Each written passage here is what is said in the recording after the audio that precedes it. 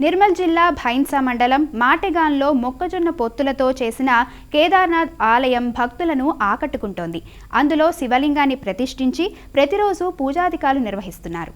అద్భుత విగ్రహ అమరాధీశ్వర అగణిత గుణగణ అమృత శివ ఆనందామృత ఆశ్రిత రక్షక ఆత్మానంద మహేశ శివ ఇందు కళాధర ఇంద్రాది ప్రియ సుందర రూప సురేశ శివ ఈశ సురేశ మహేశ జనప్రియ కేశవ సేవిత పాద శివ